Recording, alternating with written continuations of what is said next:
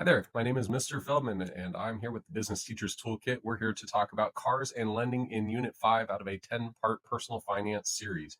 In this particular unit, we will be able to, at the end of it, help students be able to make smart choices when financing a car to avoid paying more than they should.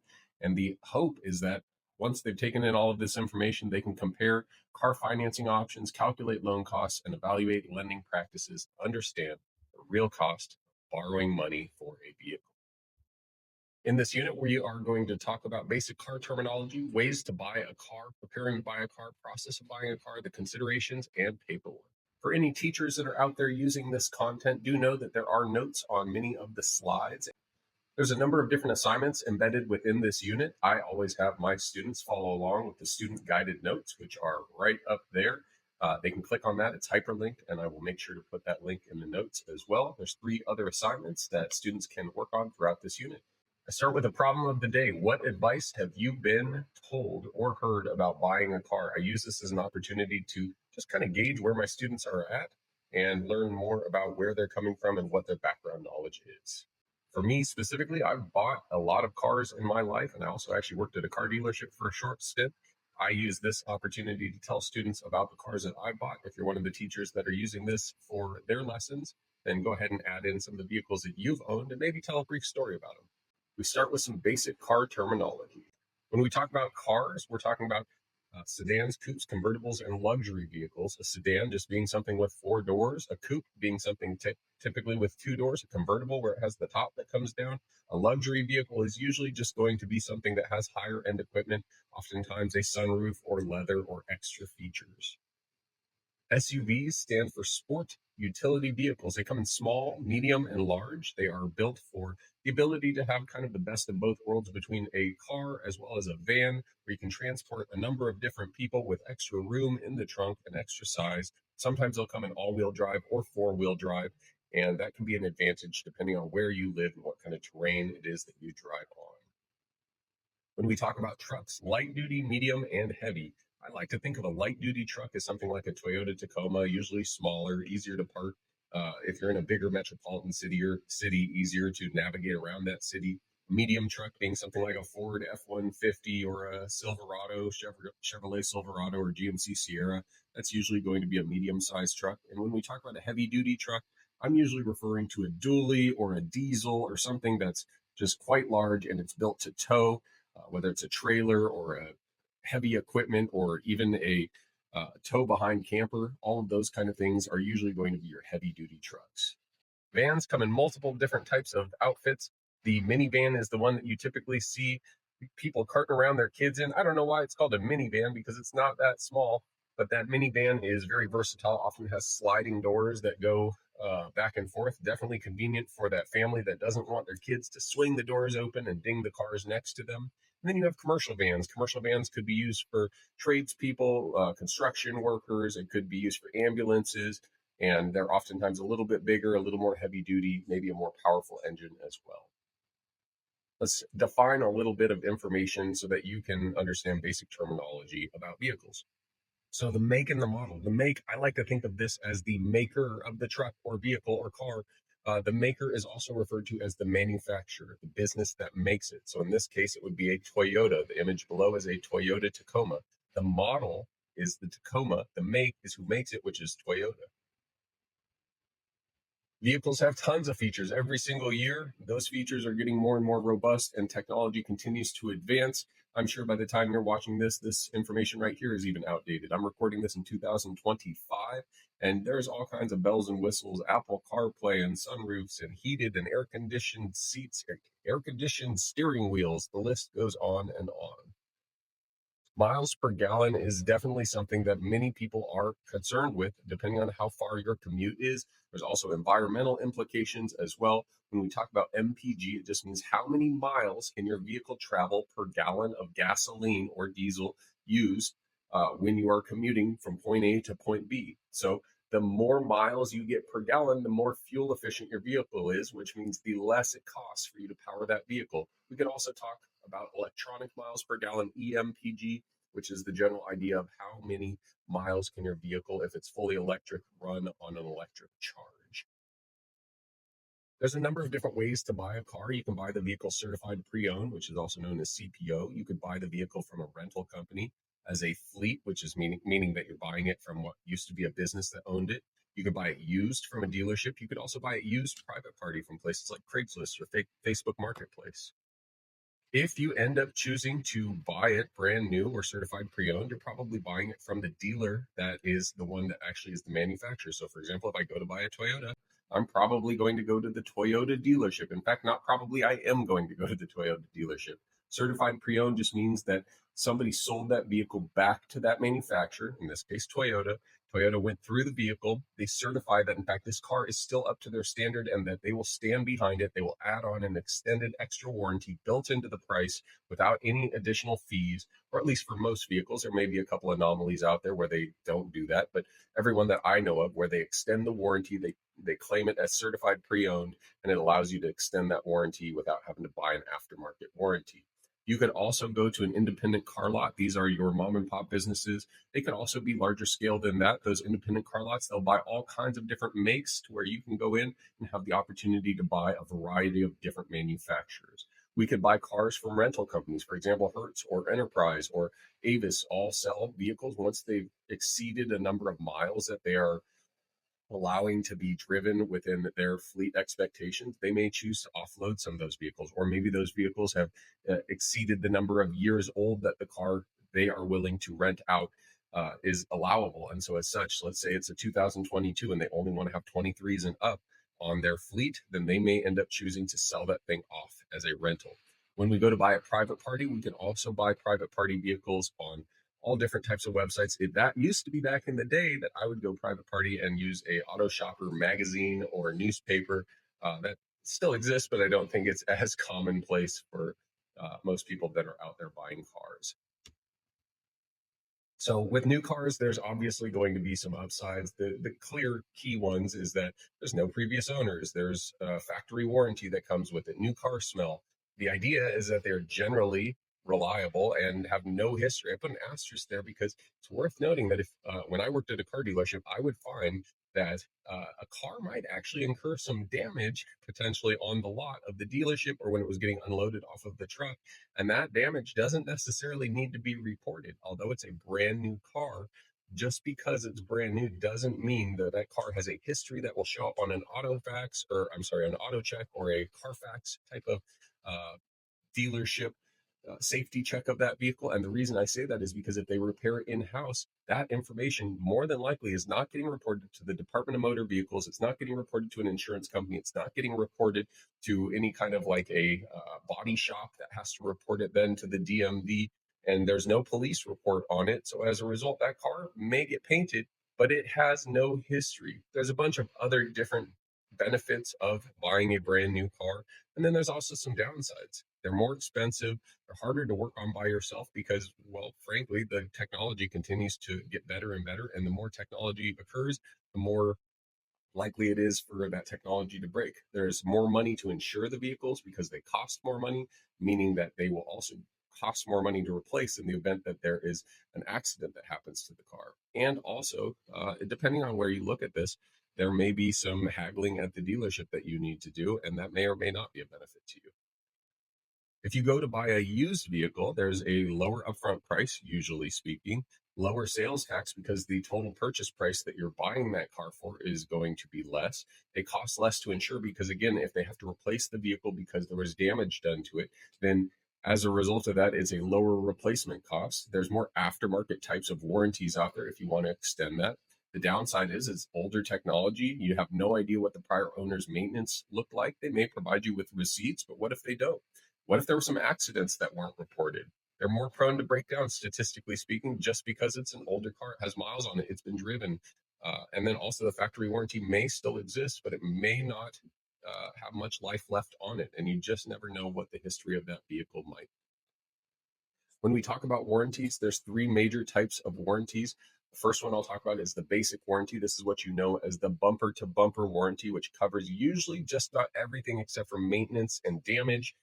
Then you have the powertrain warranty, which covers most things that allow the car to move. For example, if your power windows go out, that would not be covered under the powertrain warranty, but it would be covered under the basic warranty. As a basic example, right now in 2025, let's say that a vehicle's manufacturer warranty is 5 years or 60,000 miles, whichever comes first for the basic warranty. That means for the first 5 years, or if you drive 60,000 miles, as soon as you hit that 60,001 mile, that warranty is expired for the basic warranty, but that would cover everything: your engine, your transmission, the power windows. It would cover your radio if you play your speakers too loud, your sunroof, your air conditioned seats, all the other things.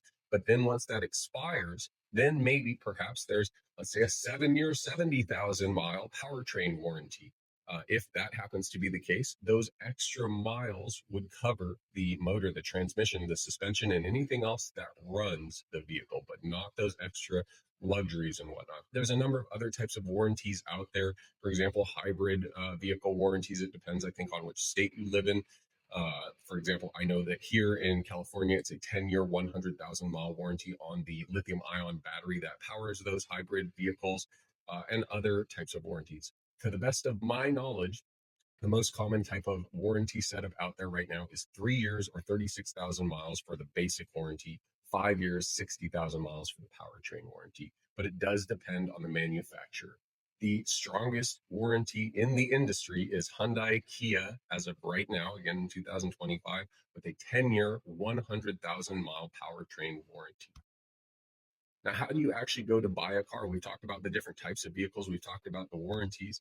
The way that I personally go about buying a car is I make sure that I liquidate uh, my down payment, the money that I'm going to give to the dealer as a opportunity to say I am really invested in this vehicle, and here's some skin in the game from me.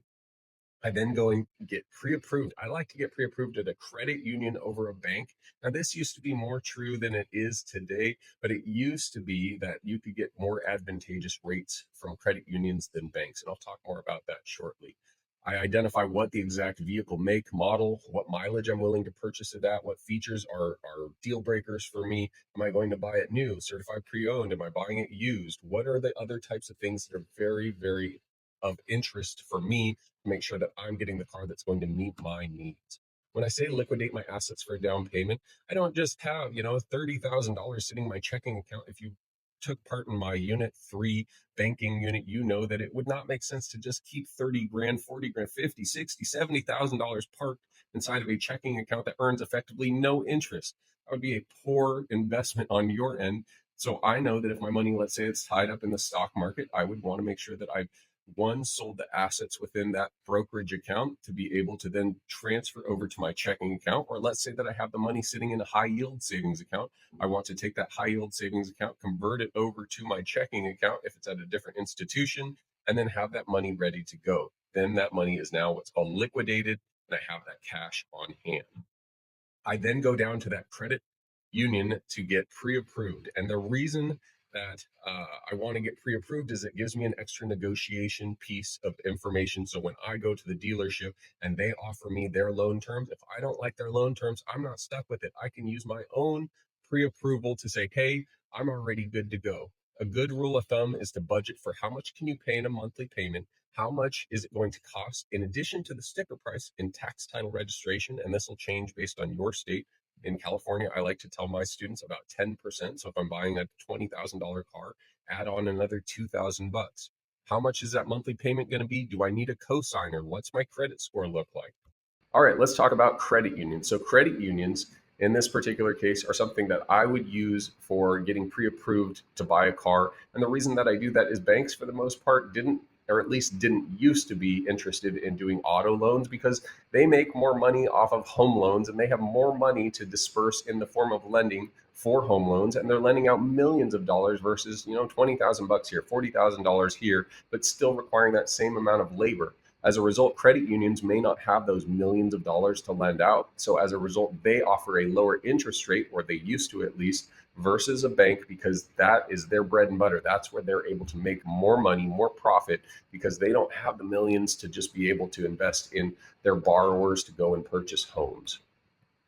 So to get pre-approved from the bank side, I know that there's a whole process that's going to happen. I'm going to have a customer service representative or new accounts rep take my application. It'll then go to processing department to get reviewed for accuracy. This is where they look at my credit report, and then they go to underwriting to determine risk and review. And then there's a closing department, and then they also have the pre-approval, which will get generated by that new accounts representative. I now have my pre-approval letter. I can walk down to the dealership, and now that I have this letter in my hand, I don't show the dealership right away. I keep that in my back pocket as a resource for when they come back to me at that signing table and I say, I don't want your 17% interest rate. I have a 4% approval here at my credit union. It gives you that extra ammunition to be able to arm yourself to be in a situation where you can save the most amount of money possible. Some of those basic auto loan requirements, it's really going to be dependent on what your credit score is. If you are someone with a low credit score, like we talked about in Unit 4, then you're going to need a ton of different requirements, things like your driver's license, proof of insurance, proof of residence, which is like a bill or a statement, 3 references in case you stop making payments, 2 months of pay stubs, 10% down payment, bank statements. If you have spotless credit and you have no problems and you're in that 800 range, you show up with a driver's license, maybe a little down payment. You'll still have to show them your proof of insurance, maybe a pay stub here and there, but you're pretty much walking out of there scot-free, pretty darn easy, and with the best interest rate possible.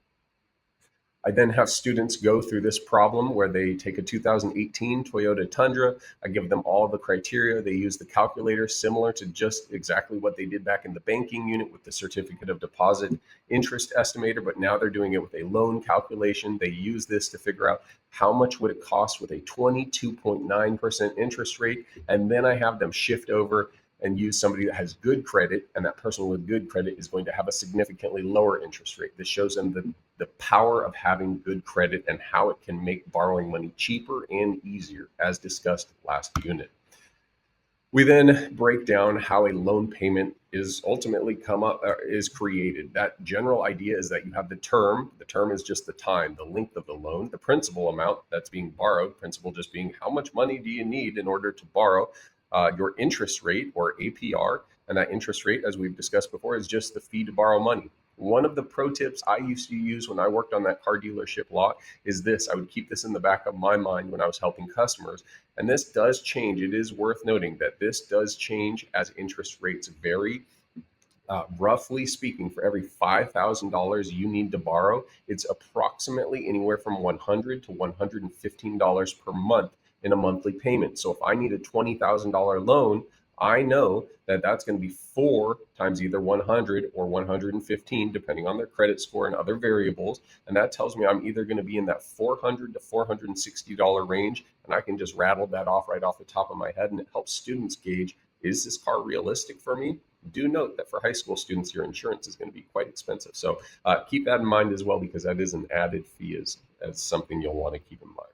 I use this opportunity on this slide to ask students if they have any questions about the topic. This is a Pear Deck slide if your classroom is equipped with Pear Deck, and it gives them the chance to look at those different topics and ask questions for clarification.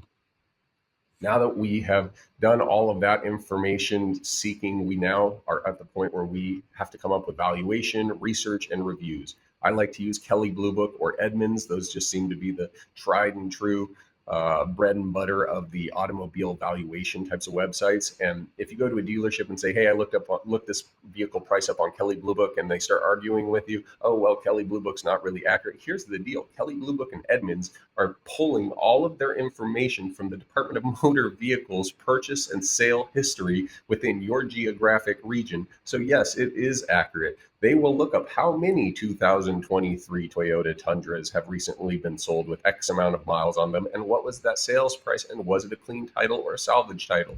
That will give you accurate information. Don't let them try to steer you otherwise. We'll use this opportunity for looking up value, review, reliability, safety, supply and demand, and more information. If you do see that student guided notes section, it takes you through a whole process of finding a car that makes sense for what it is that you are trying to purchase.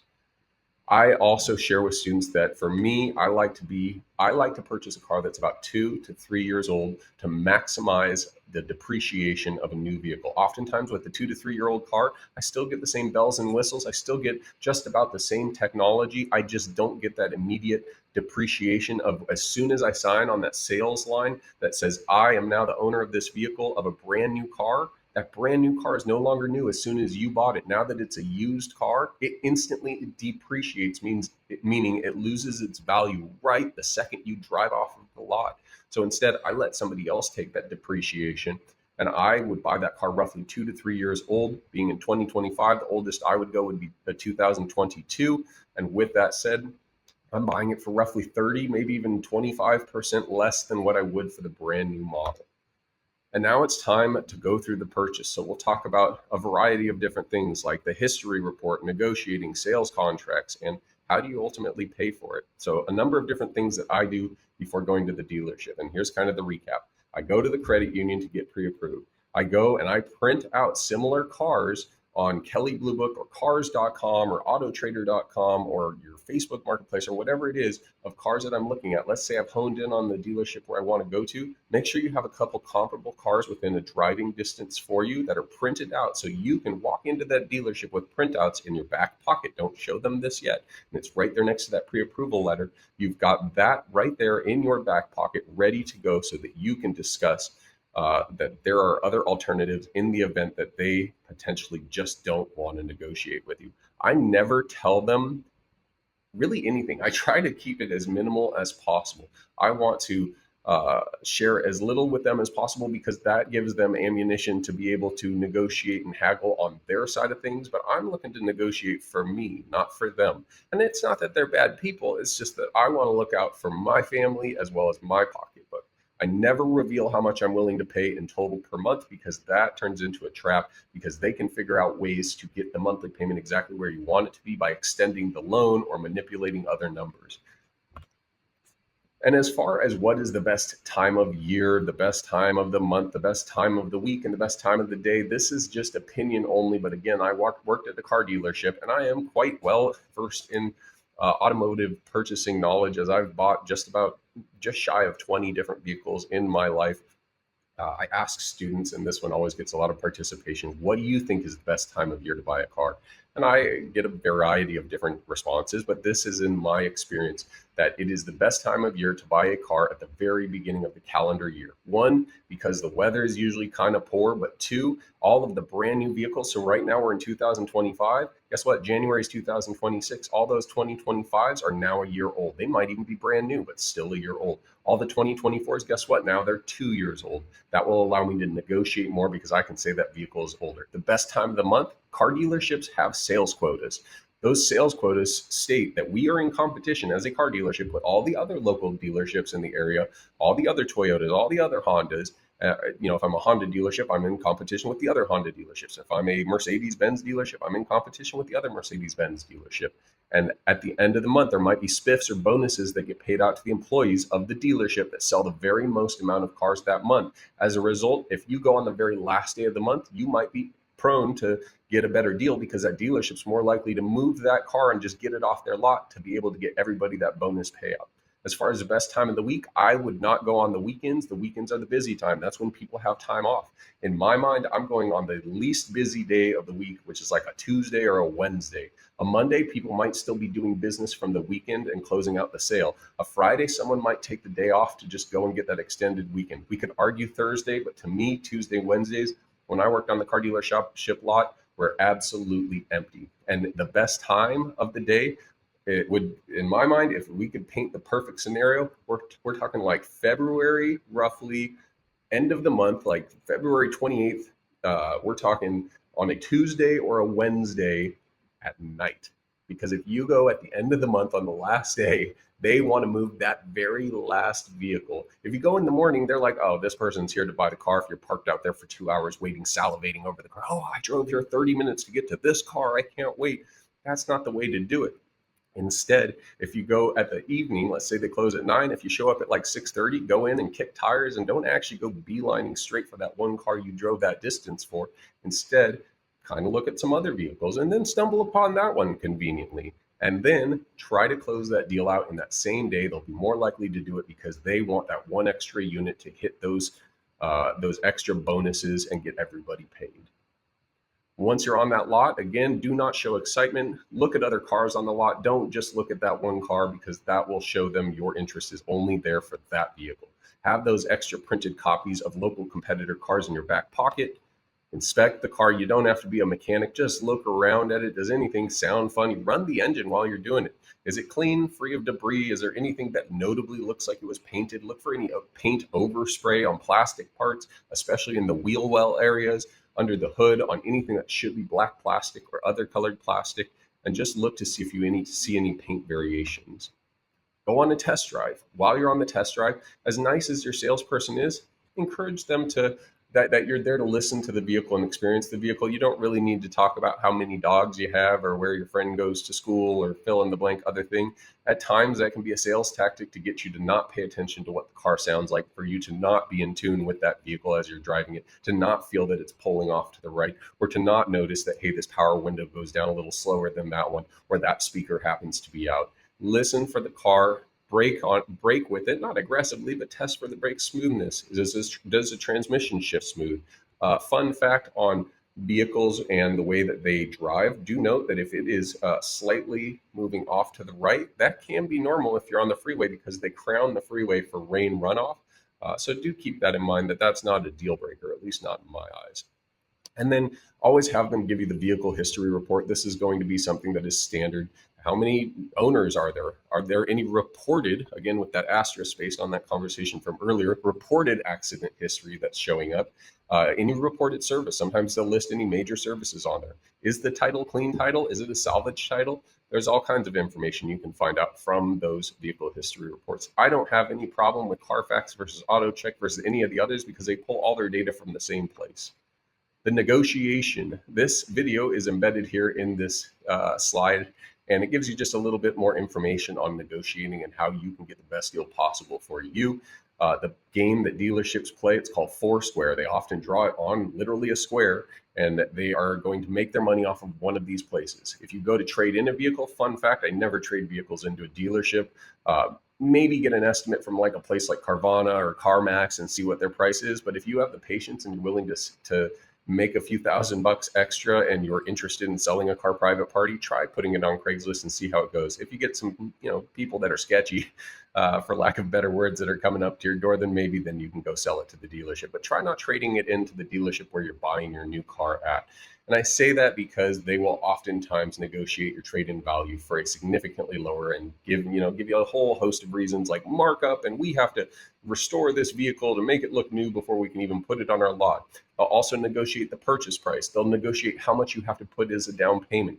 And then they'll negotiate what your monthly payment will be. And that's the key one, where they will extend out that loan term on you, or they'll increase the interest rate, or they'll play other games. Once it comes down to time for payment, there's a whole host of different ways you can pay, as you can see right here. This really doesn't matter to me. You don't have to do this. I'm all about credit card rewards, and I always make sure that I pay my credit cards on time, every time, and in full, as stated in Unit 4. But depending on where you live, or at least in California, you can pay the sales tax, and you can pay for an aftermarket warranty or any added on items with a credit card. And I will do that if I'm buying any of those items, because then I can just go and pay the credit card off, get those credit card rewards, and everything else I give them my regular down payment, and then anything else I choose to finance the vehicle. Now that I've purchased the car, I need to set up my auto payment coming directly out of my checking account, which is through bill pay, as we discussed in our banking unit. I need to get the vehicle registered, which is usually done at the dealership office, but then your registration comes every year, and then set myself up for regular maintenance expenses. When we start talking about car payment and non-mechanical expenses, do know, especially if you're in California, you are going to get a vehicle registration notice every single year, and every other year if it's a gas-powered vehicle and a vehicle that is later than, I think, 1976, you have to get the car smog checked every 2 years, and it costs some money, so be prepared for that. Do know also, as we get to our tax unit in Unit 7, I believe it is, do note that the smog licensing fee is tax deductible, so hold on to that. Car maintenance, it varies depending on the car. If you get a really fancy car, all this stuff is more expensive. More basic numbers are right here. As inflation continues to roar on, note that these prices are subject to change. Once it's time to sell the car, put it on Craigslist, put it on AutoTrader, Cars.com, or eBay or more. I've bought cars off eBay. It is a little bit of a roll of the dice, but I've had great experience. Once you go to resale the car, the process starts completely over. You could either sell it to the dealership or you could sell it on your own. You'll always get more money selling it on your own. The process to buy or sell a car private party in California might be different than that of other states, but you need to have what's called the pink slip. That pink slip is the one on the far left over here, and that just states who the owner is. Note that you will not get the pink slip until you've paid your loan off in full. Once you paid it off in full, then you get the pink slip from wherever you borrowed the money to buy the car. So if it was a credit union, for example, where you got pre-approved, they would then send you the pink slip once you paid it off. Next step is the bill of sale. Bill of sale just states here's the facts about that sale. This is reported to the Department of Motor Vehicle, and the release of liability just states you are no longer liable for any damage that that vehicle might cause on the roads. And then the smog check in the state of California, you need to be the one responsible to get the vehicle smogged. And that's just information that is necessary in order to sell your car. Do make an appointment at the DMV. If you choose to go to the DMV, come with your driver's license and identification. If you ever need to change your address or sell the car, note that these are all things that you will need. And this portion here is once I stop yapping for what the students would like to say. All right, in this section right here, I call this assignment, I'd like to buy a car. And that students love this one. What I do with this is I have a whole worksheet where students actually call a dealership. The intention is not to make this a prank call, but rather it is them calling a dealership, and they get on the phone with them and say, hey, I'm about to, need to buy a car pretty soon, whether I'm going off to college or I'm about to graduate or I'm, high school junior. And then it goes through a bunch of questions like, do I need a cosigner? Will I qualify without one? What are your current interest rates? How much do I need for a down payment? What kind of cars do you have on your lots that might meet my demands? And the kids love this. It puts them in a position where they have to have a professional conversation. I then have them create a car lending poster. That car lending poster has a number of different criteria on there with a variety of student samples and examples, and based off of their credit unit for credit score that they earned will determine what interest rate it is that they are borrowing money at, which will then in turn change their monthly payment. And this all goes towards a summative assignment of their personal finance unit for the entire semester. And last, we play this interactive lending game called Shady Sam, a simulated game about dealing with predatory lenders. It's kind of a weird game, but kids do like it. With that, once again, my name is Mr. Feldman with the Business Teachers Toolkit. I hope this helps you in your classroom, or if you're one of my students, I hope that this helps you get caught up if you were absent or just missed something in class. All the best, and keep teaching the most valuable class on campus.